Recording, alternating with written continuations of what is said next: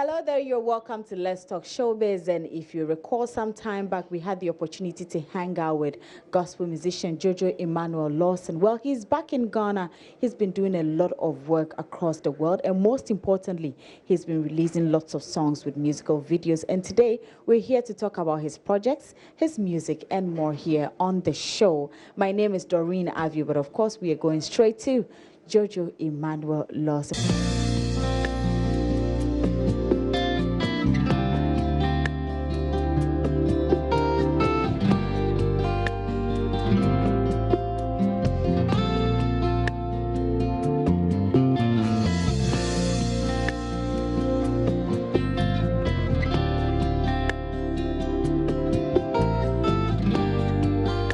Welcome back to Ghana once again. Thank you, my good friend Doreen. Thank you. How has it been? It's been amazing. It's been wonderful since the last time we met. I've literally been on 4 continents, so it's been great doing some missionary work, touching various countries, i.e. the Philippines. I've been to Switzerland, but Philippines was quite remarkable.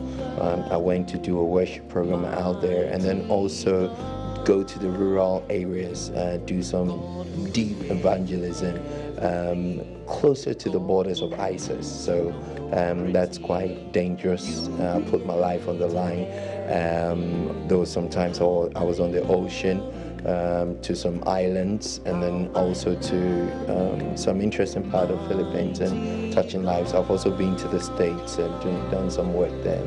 I'm here in Ghana for a few days. I got scared when you said the ISIS, the border. Were you not scared when you were there?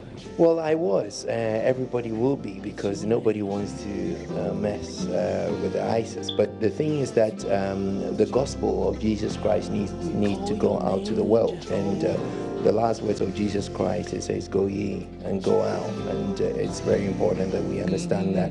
So my passion has always been soul winning and gospel and, basic teaching of Jesus Christ to take the gospel around the world. The Bible says, "For the earth is the Lord's and the fullness thereof." It didn't say for Ghana is the Lord's. It didn't say America is the Lord. It says the earth. So I believe in that principle that the gospel needs to go. He said, "Go into Samaria, Judea, Samaria, and then onto the outermost part of the earth." So I try to work with that. So going out there, I met a group of missionaries, some people who are grooming themselves to be missionaries, going to countries, i.e. like Cambodia, Vietnam, Malaysia, China, and it's a wonderful team of people who are friends of mine, who ages from 19 to 25, and these are young girls, young boys who are on fire for the Lord, and going to those dangerous countries to send the gospel of Jesus Christ out there. And I'm happy to be part of them, getting Bibles out there. One of the most precious commodities when you go out there is just a Bible. You think about it, every home in Ghana or every home in England or America has a Bible. Every hotel has a Bible, but they treasure Bibles, literally. And going out there and sharing my music, and I think in that village I was like the first black person who's actually being there. So I became like, feeling like like a king. And yeah, so they were really, really blessed. And I was singing my own songs. They sang along, and many people were blessed. Literally, when I say blessed, literally, it's as powerful as that.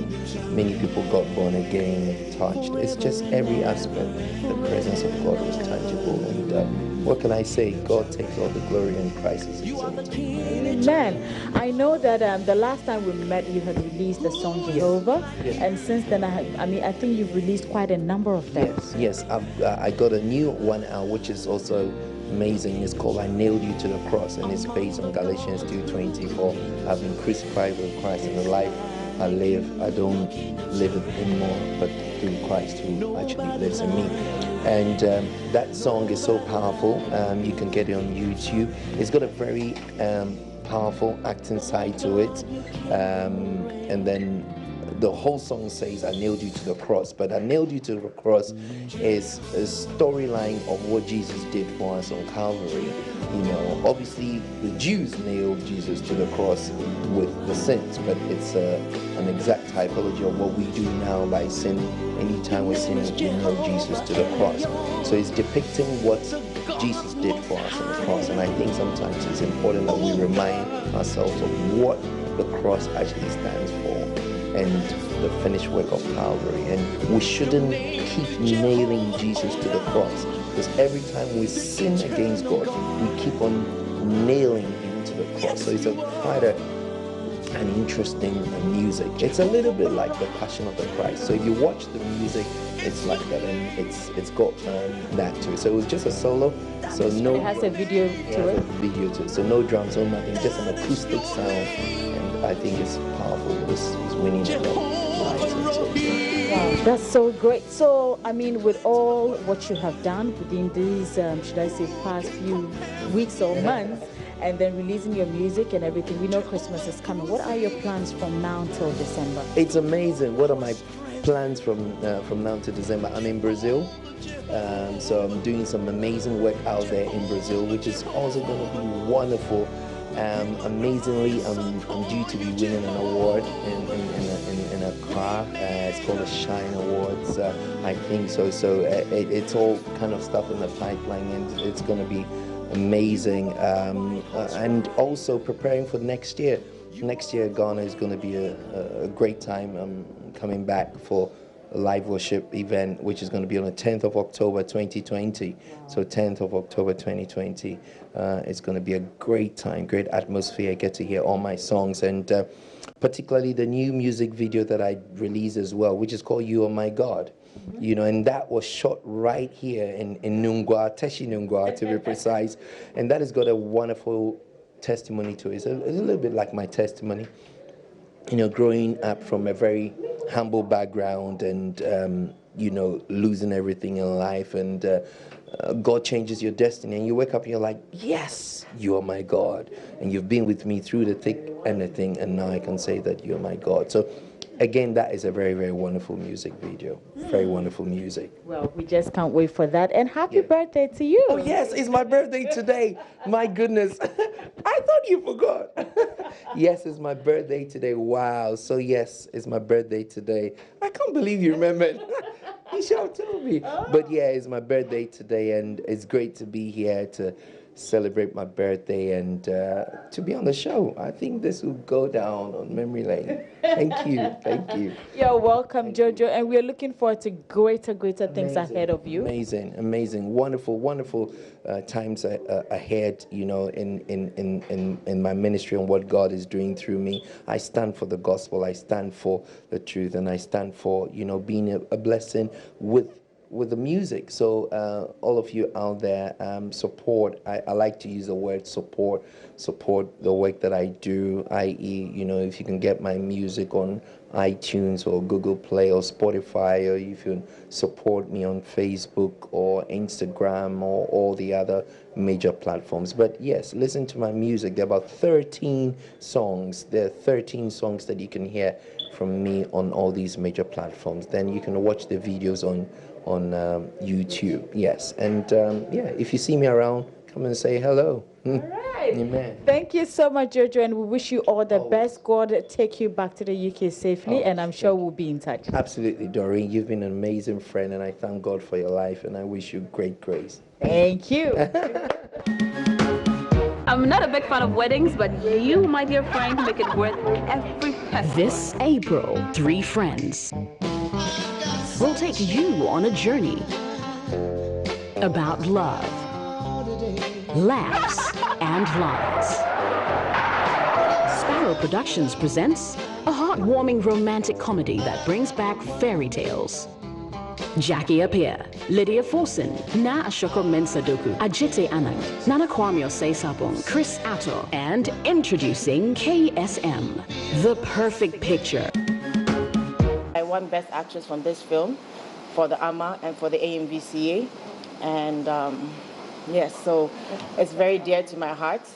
This movie, I remember when it came out, people couldn't get into the hall. People couldn't sit. People had to come back the next day to watch the film. You could not get into the cinema that day. We all won Best Actress for the film for the AMA.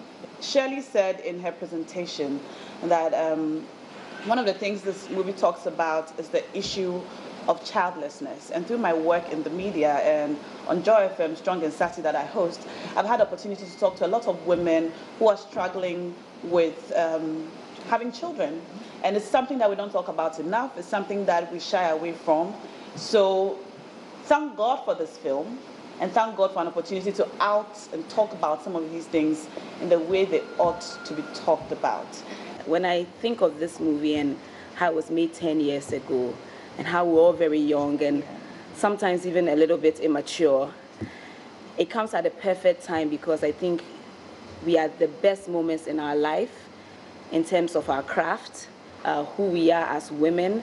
Even the way we interpret, characters has changed. It's been, I'd say, long overdue, I would say, because we all know the history of Perfect Picture 1, and for us to come back to, more or less rekindle that spirit again, it's really exciting for me.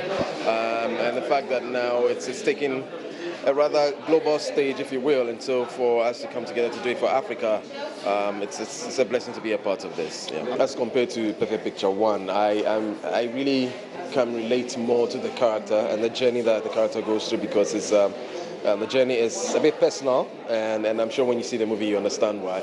And so I see myself in the character and the kind of challenges that he faced, and the fact that it makes people sit up and realize that there are things that we don't talk about.